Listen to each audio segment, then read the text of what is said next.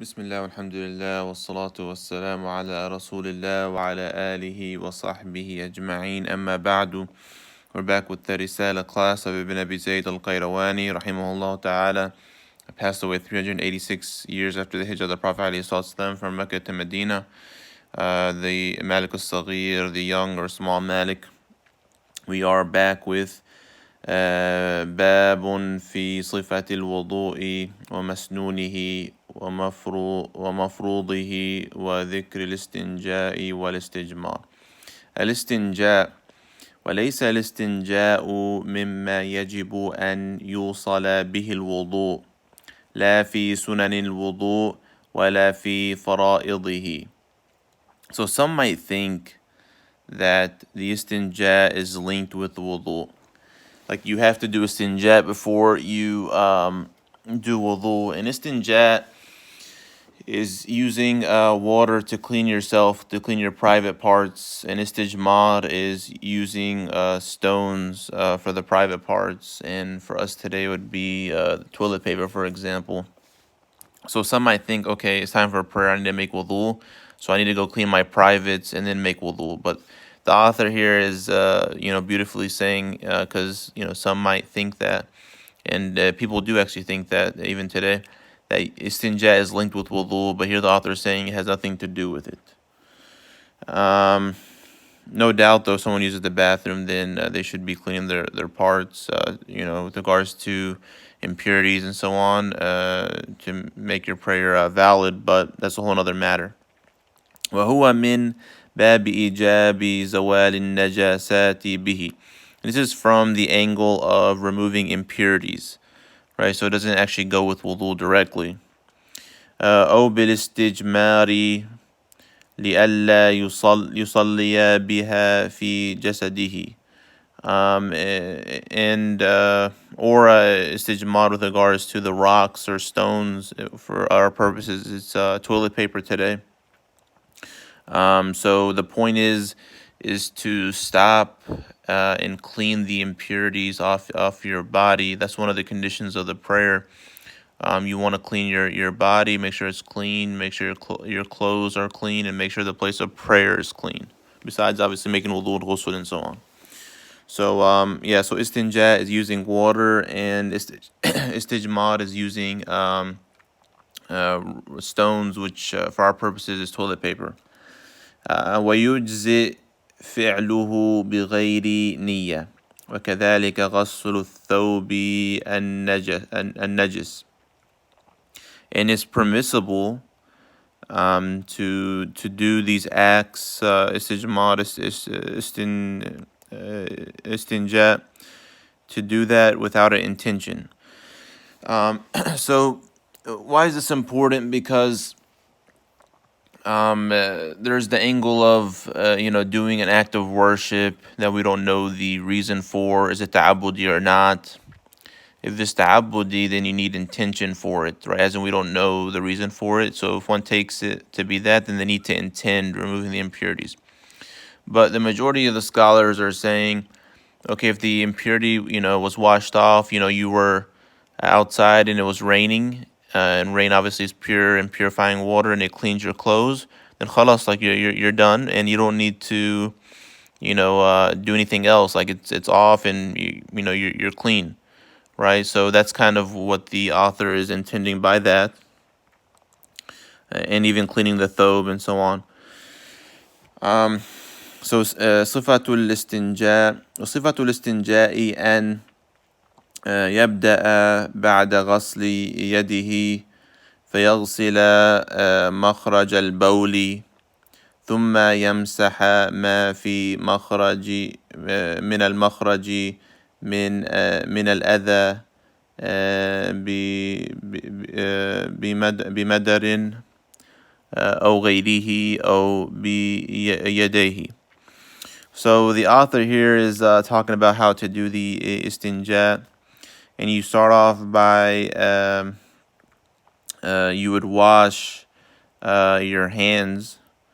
So you start off by washing your hands. And note that a lot of things that we speak about is classically with regards to having a bucket or container next to you and so on. So, you can imagine for our purposes, like a running sink or, shower and so on, or even the hose or whatever you might have. But you would start and يبدأ بعد غسل يده. So you'd wash your hands. فيغسل مخرج البول. And then you would clean the place of the urination, the number one, the front private part. ثم يمسح ما في المخرج من الأذى. And then you would wipe from the private part, the impurity, بمدر أو غيره أو بيديه. So the point is to stop and clean your two private parts and the impurities that it releases. And of course, we know that there's an ijma' that urine is impure, and of course breaks wudu. Number two is impure and breaks wudu. That blood coming out of the privates as well is impure. So is medhi and many and wadi. The many, there's khilaf amongst the schools, but the Malikis have the many to be impure as well. So one, and again, according to the mashhur, one must clean these impurities with pure and purifying water. That's a general rule.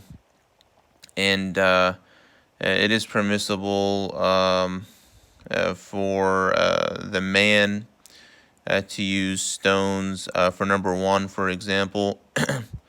Especially if that's all they have, then it's permissible to only use stones. For our purposes, will be toilet paper. We have also ثم يحكها بالأرض ويغسلها. And then you would rub against the ground and you would wash it.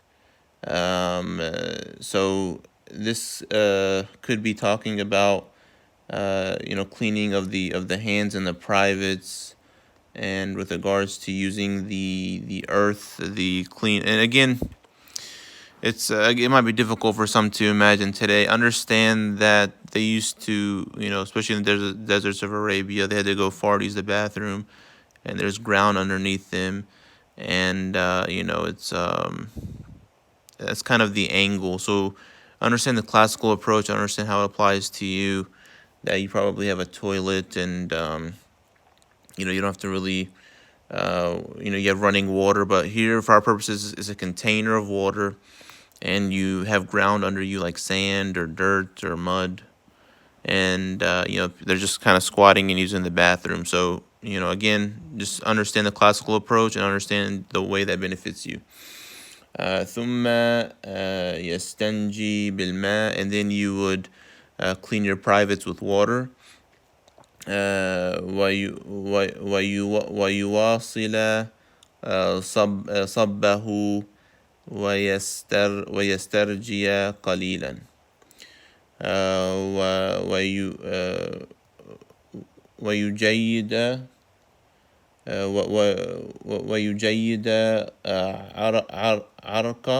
عرق ذلك بيديه حتى يتنظف.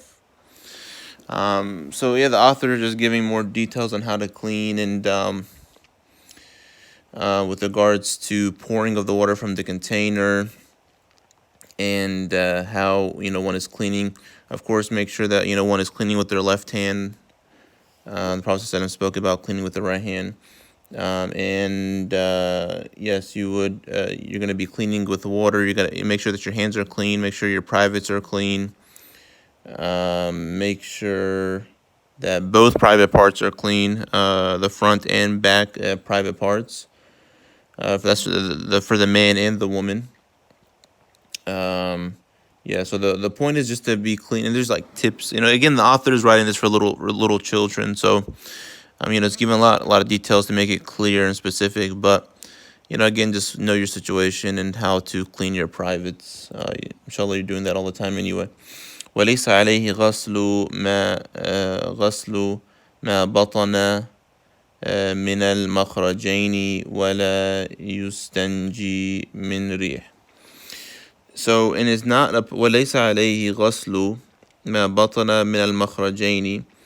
So it's not upon someone to clean the inside of the private parts, right? Especially the anus, like to go inside, or inside the front passage as well. You just clean what comes out, and just clean the outside of it, but don't like clean inside. It's difficult and making your life difficult. And you don't. This is important as well. And you don't wash yourself from passing wind, passing gas. Right? Because some people think, okay, if I pass gas, of course there's an ijma' that breaks wudu, but no one says that passing wind, is najis. So if you pass wind, you don't have to wash your anus, wash your bottom, because some actually have thought that, and some people still today believe that. So the author, mashallah, is bringing us that point that you don't need to do istinja, to use water or to clean yourself after you pass wind, right? And if we had to, imagine how difficult that would be, because it's pretty normal to do that throughout the day. So we'll end with that part, inshallah, and Allah knows best. Wallahu a'lam wa sallallahu ala Muhammad wa ala alihi wa sahbihi ajma'in.